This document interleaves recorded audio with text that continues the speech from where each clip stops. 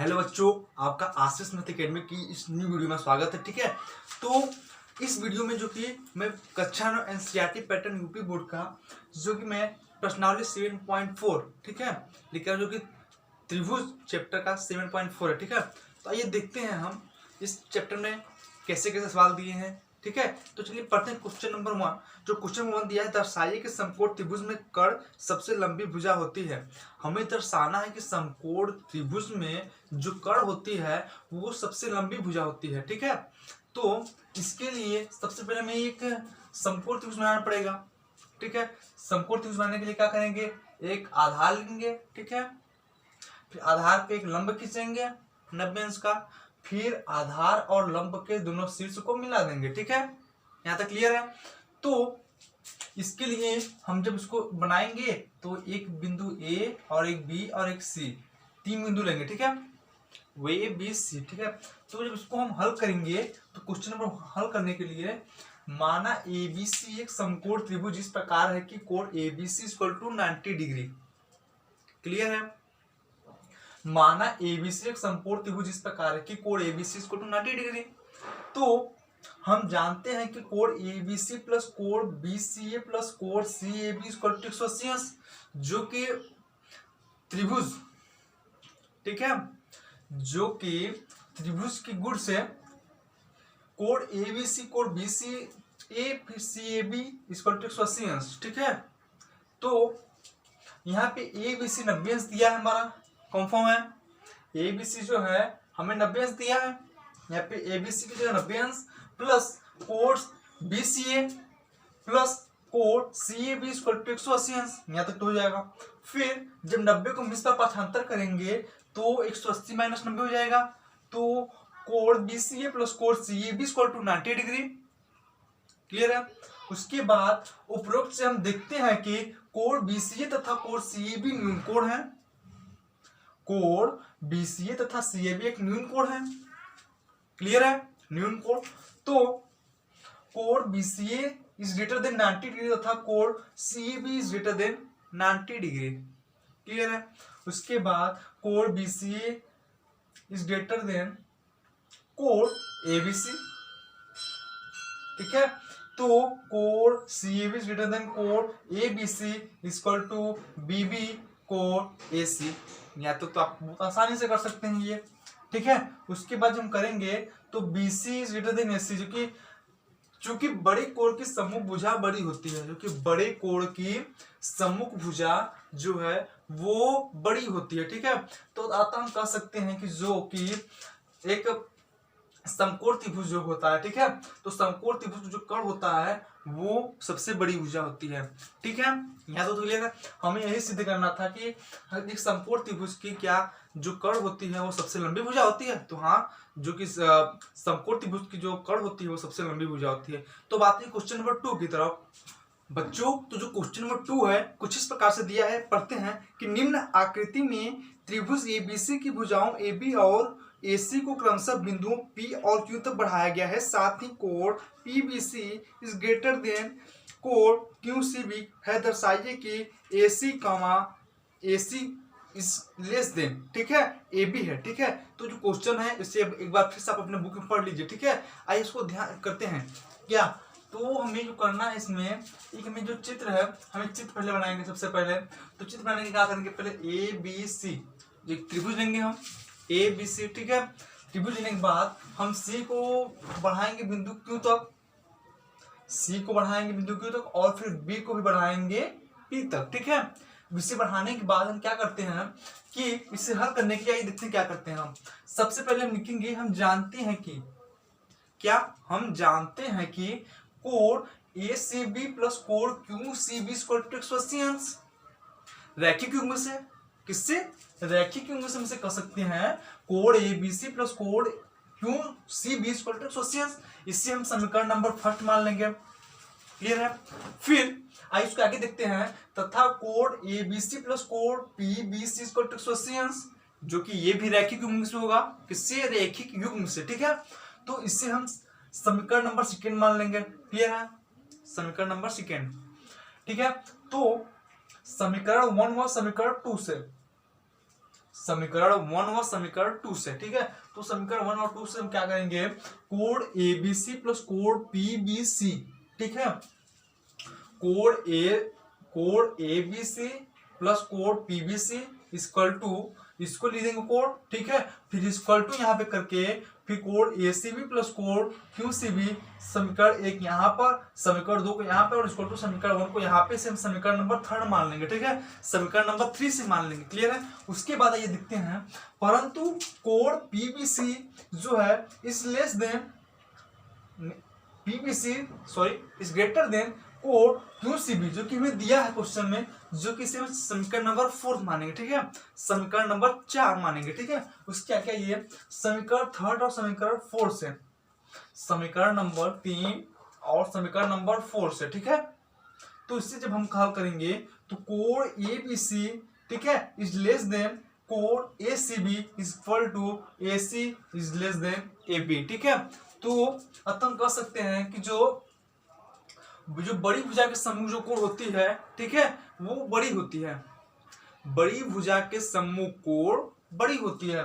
तो जो हमें ज्ञात करना था हमने यहाँ पे ज्ञात कर दिया है। अगर आप इसी एग्जाम में अगर ऐसे इस प्रकार लिखेंगे तो आपको फुल मार्क्स मिलेंगे, क्लियर है। तो बात नहीं क्वेश्चन नंबर तीसरे की तरफ बच्चों। तो देखते हैं क्वेश्चन नंबर जो 3 है कुछ इस प्रकार से दिया है, बहुत ही छोटा क्वेश्चन है, ठीक है। इससे आप ध्यान से पढ़िए कि निम्न आकृति में कोण बी, ठीक है, छोटा है कोण ए से, ठीक है, और कोण सी छोटा है कोण डी से, तो दर्शाइए कि एडी बड़ा है बीसी, एडी बड़ा है बीसी है, ठीक है।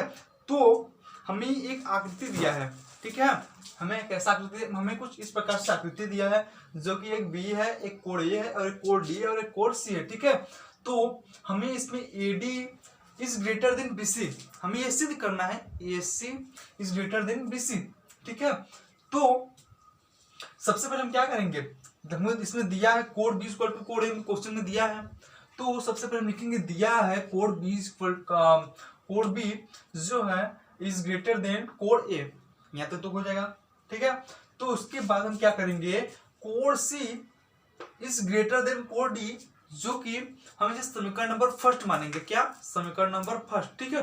तो उसके आगे क्या करेंगे, A B is greater than BO, जिससे हम समीकरण नंबर 2 मानेंगे, क्योंकि जो सबसे बड़ी भुजा होती है उसके सम्मुख जो कोण होते हैं, ठीक है, वो बड़ी भुजा होते हैं, ठीक है।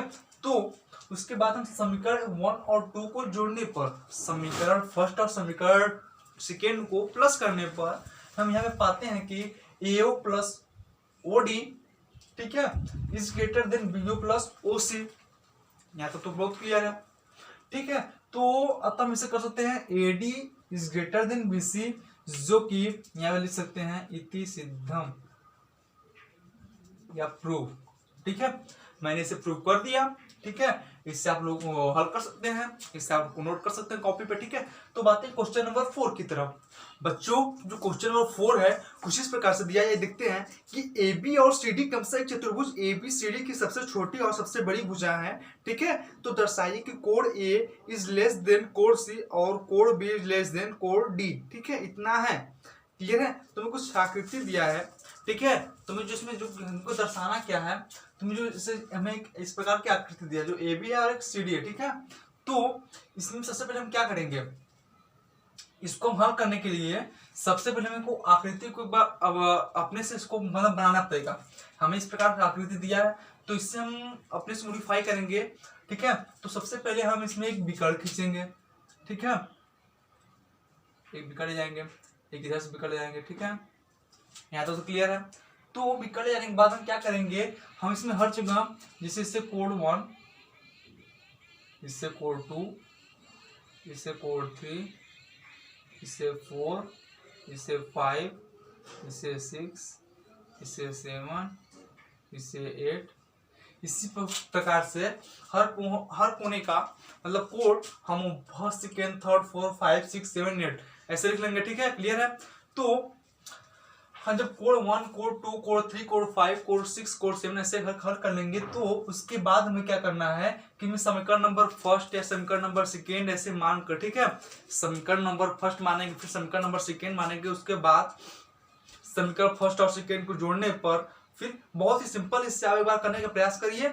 बहुत ही मात्र आप छोटे छोटे कॉन्सेप्ट लगा के इसे हल कर सकते हैं, ठीक है। जैसे मैंने पहला दूसरा तीसरा साल बताया, उसी पे आधारित ये सवाल है, ठीक है। आप इसे बहुत अच्छी तरीके से कर सकते हैं, जहां तक मुझे उम्मीद है, ठीक है। तो अब आते हैं क्वेश्चन नंबर 5 की तरफ। तो क्वेश्चन नंबर 5 जो दिया है, आइए क्वेश्चन पढ़ते हैं क्वेश्चन नंबर 5 का। तो क्वेश्चन नंबर 5 का जो क्वेश्चन दिया है कुछ प्रकार दिया, निम्न आकृति में पी आर, ठीक है, is less then P Q है और P S code Q P R को संविभाजित करता है, सिद्ध कीजिए कि code P S R is less than code P S Q है। क्वेश्चन में फिर से रिपीट करता हूं, ठीक है, सुनिए ध्यान से। निम्न आकृति में P R is less then Q Q है, पी क्यू है, ठीक है, और पी एस, ठीक है, कोड क्यू पी आर को संविभाजित करता है, सिद्ध कीजिए कि code P S R is less than code P S Q है, ठीक है। तो इसको सबसे पहले हमें हल करने के लिए क्या करना पड़ेगा, जैसे मैंने क्वेश्चन नंबर 4 बताया है, उसी प्रकार हमें जो कि करना पड़ेगा। यहाँ पे मानते हैं 90 अंश होगा, ठीक है, इधर भी और इधर से भी 90 अंश होगा, यहाँ तो क्लियर है। और इसे हम ए मान लेंगे और इसे हम बी मान लेंगे, ठीक है। जिससे हम ए भी मान लेंगे, तो इसे सॉल्व करने के लिए हम कोड इससे कि त्रिभुज पी क्यू एस ले लेंगे, त्रिभुज पी एस आर ले लेंगे, ठीक है। तो इसे हल करने के लिए हम, जिसमें कि दोनों में पी एस उभयनिष्ठ है, कॉमन है, ठीक है, वो मान लेंगे। तो इसे हम समीकरण फर्स्ट सेकेंड थर्ड ऐसे मान के समीकरण फर्स्ट सेकेंड को जोड़ने पर, ठीक है, तो सेम प्रोसेस जो क्वेश्चन नंबर 4 में लगेगा वही क्वेश्चन नंबर 5 में भी लगेगा। बहुत ही सिंपल से आप इसे हल कर सकते हैं, एक बार करने का प्रयास करें, ठीक है। अब आते हैं क्वेश्चन नंबर 6 की तरफ। अगर ये क्वेश्चन नंबर 4 और 5 अगर ना आए तो हमें बताएं, कमेंट करें, मैं इसे अवश्य बताऊंगा अगली वीडियो में, ठीक है। हाँ, तो बच्चों जो क्वेश्चन नंबर 6 है कुछ इस प्रकार से दिया है, पढ़ते हैं कि दर्शाइए कि एक रेखा पर एक दिए हुए बिंदु से जो उस रेखा पर स्थित नहीं है, जितने रेखाखंड खींचे जा सकते हैं उनमें लंब रेखाखंड सबसे छोटा होता है। क्वेश्चन में फिर से एक बार रिपीट करता हूं, ध्यान से सुनिएगा कि दर्शाइए कि एक रेखा पर एक दिए हुए बिंदु जो उस रेखा पर स्थित नहीं है, ठीक है, जितने रेखाखंड खींचे जा सकते हैं उनमें लंब रेखाखंड सबसे छोटा होता है, ठीक है। तो सबसे पहले हम इसको हल करने के लिए क्या करेंगे, इसको हल करने के लिए सबसे पहले हम फिगर देखिए बनाएंगे, ठीक है। जो हम एक एक्स रेखा, ठीक हो गया, फिर एक बी जो कि लंब हो गया, और एक जो है ए यहाँ से मिला है वो कर इसका कड़ हो जाएगा, ठीक है। तो इस आकृति को बनाने के बाद आइए हम किससे हल करते हैं, इसे देखते हैं। किससे हल करने के लिए हम क्या करेंगे, सबसे पहले हमें सिद्ध क्या करना है, हमें सिद्ध करना है A B is less than A C, no sorry, A B is greater than A C, ठीक है। तो इससे हल करने के लिए हमें एक उपपत्ति की आवश्यकता होगी, जो कि उपपत्ति क्या है, त्रिभुज एबीसी में कोण बी एक समकोण है। ये जो कोण बी है ये समकोण है, इतना तो पता है सबको। उसके बाद इसलिए कोण सी एक न्यून कोण होगा, जो ये कोण सी होगा, यहाँ ए बी है तो ये सी होगा, ये कोण सी जो है न्यून कोण होगा, ठीक है। तो कोण सी जब न्यून कोण होगा तो इसलिए ये कोण बी इज लेस देन कोण सी होगा, क्लियर है। तो A C is less than A B होगा, तो A B is greater than A C हो गया, हमें जो यही सिद्ध करना था, A B is greater than A C, ठीक है। तो हम कह सकते हैं कि A B is greater than A C, ठीक है। तो हम यहाँ पे ये भी कह सकते हैं कि अतः लंबवत रेखाखंड सबसे छोटा होता है, क्या, अतः लंबवत रेखाखंड सबसे छोटा होता है। यहाँ पे हम लिख सकते हैं अतः लंबवत रेखाखंड सबसे छोटा होता है, ठीक है। आप यहाँ पे स्पष्ट से लिख सकते हैं अतः लंबवत रेखाखंड सबसे छोटा होता है। तो ये क्वेश्चन नंबर 6 है, ये भी मैंने आपका कंप्लीट कर दिया पूरी तरीके से, आप इसे नोट कर सकते हैं, ठीक है। तो मैं जो इसके आगे जो एक्सरसाइज है प्रश्नावली 7.5 ठीक है।